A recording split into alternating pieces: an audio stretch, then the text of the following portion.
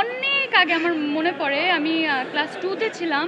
তো একটা আমার ক্লাসমেট, সে আমার ব্যাগের মধ্যে একটা লেটার দিয়েছিল ক্লাস 2-তে, মানে আমার ক্লাসমেট। তো ওখানে লিখেছিল আই লাভ ইউ, এবং আমি এটা জানতাম না আমার ব্যাগের মধ্যে এটা আছে। তো আম্মু যখন হচ্ছে গিয়ে ব্যাগটা খুলে টিফিন বক্স ক্লিন করে, আবার আমার পরের দিনের যে টাইম টেবিলটা দেখে ওই বইগুলো আসলে সেট করে দেয়, তখন আম্মু এই লেটারটা পায়। এবং লেটারটা পাওয়ার পর আমি অনেক বকা খাই, এবং আম্মু বলে ক্লাস 2-তেই এই অবস্থা। এখন আমি না আসলে জানতামই না এই লেটারটা কোত্থেকে এলো, কে রাখলো। পরের দিন আমি বুঝতে পেরেছি আমার একদম পিছনে যে ছেলেটা বসতো, ও আমার ব্যাগের মধ্যে যে সেটা রেখে দিয়েছিল, এবং পুরো ঝাড়িটা আসলে আমার খেতে হলো আর কি। ভাইয়া তখন আমরা ক্লাস 2-তে, আপনি বুঝতেছেন। আর আমার লাইফে যদি আমি সুন্দর একটা স্টেপ নেই, তাহলে এটা অবশ্যই আপনারা সবসময় আমার পাশে ছিলেন, সবার আগে আপনারা জানবেন, অ্যান্ড সেটা খুব প্রাউডলি আপনাদেরকে জানাবো। সো আপনাদের দোয়া চাই আমার জীবনটা, আমার ফিল্মটা, আমার পরবর্তী লাইফ পার্টনার সবাই যাতে আসলে সব কিছুই যাতে আমি ঠিকঠাকভাবে করতে পারি, আপনাদের দোয়া কামনা করছি। অনেক অনেক স্মৃতি ভাইয়া, এই মুভির সাথে আমার প্রথম অনেক কিছু জড়িত।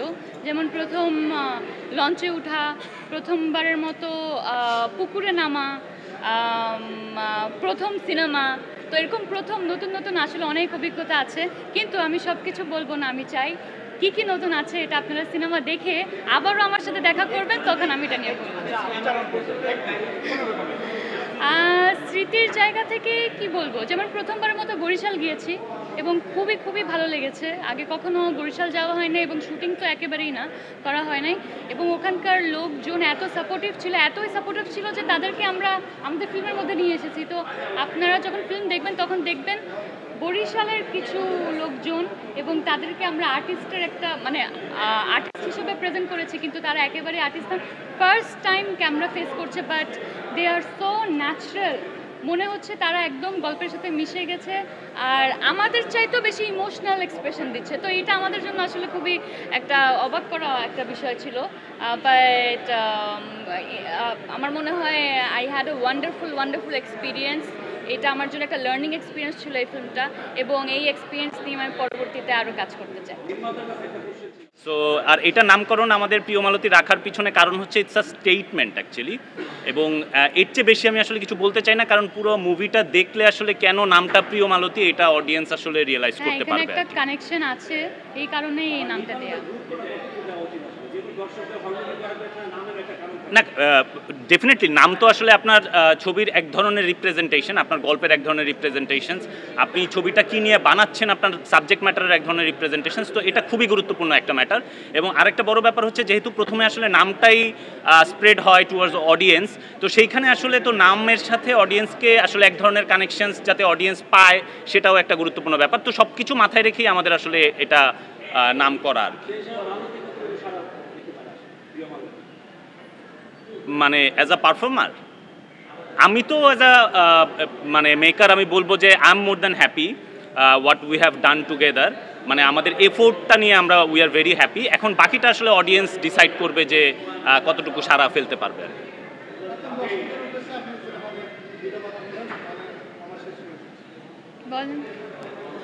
দর্শকদের উদ্দেশ্যে কথা হচ্ছে যে আমরা আজকে ওপেনিং ডে, অনেকেই দেখছে, তাদের ভালো লাগছে। আমরা আশা করব আপনারাও আসেন, হলে দেখেন। অনেকগুলো হলে চলছে, হল লিস্ট আমাদের বিভিন্ন গণমাধ্যম এবং আমাদের সোশ্যাল মিডিয়া পেজেও দেওয়া আছে। আপনারা আসেন, ছবিটা দেখেন, দেখলে আমার মনে হয় যে আপনারা আরও বেশি বুঝতে পারবেন, এবং গল্পটা আপনাদের সাথে কোথায় রিলেট করে সাধারণ মানুষের সাথে, সেটার এক ধরনের রিয়েলাইজেশন নিয়ে বেরোতে পারবে অডিয়েন্স। একই কথা। এখন আমাদের সিনেমাটা মুক্তি পেয়ে গেছে ফাইনালি, সেই দিনটা চলে এসেছে। অলমোস্ট দিনটা পারও হয়ে গেছে। এখন পর্যন্ত যত রেসপন্স পেয়েছি খুবই ভালো পেয়েছি, খুবই ভালো লাগছে, মনটাও খুব ভালো এই মুহূর্তে। এবং আমরা চাই আপনারা এই গল্পটা দেখেন, সিনেমাটা দেখেন, এবং কোথায় আপনারা দেখতে পারবেন সেই ইনফরমেশনটা ডেফিনেটলি আপনারা ফেসবুক, ইনস্টাগ্রাম, এই সোশ্যাল মিডিয়া হ্যান্ডেলসগুলোতে পেয়ে যাবেন। আর দেখে অবশ্যই জানাবেন কেমন লেগেছে। আমি বলবো ভাইয়া এইটা আসলে না মানে আর্টিস্টদের কল না একেবারে, কারণ এখানে আমার থেকে সিনিয়র এবং আরও এক্সপিরিয়েন্স লোকজন আছে, ডিরেক্টর আছে, প্রডিউসার আছে, এখানে একটা স্ট্রিমিং পার্টনার আছে চরকি। তো আমার মনে হয় এটা তাদের ডিসিশন ছিল এবং আমার কাজটা ছিল হচ্ছে গিয়ে অভিনয় করা, এবং আমি আমার সেরাটুকু সর্বোচ্চটুকু আসলে সেখানেই দিয়েছি। এখন ওনারা এই সময়টা বেছে নিয়েছে মুক্তির জন্য, আমার আসলে এখানে কিছুই বলার নেই। এখন আমি যেটা বলতে পারবো সেটা হচ্ছে আপনারা আসেন, ফিল্মটা দেখেন।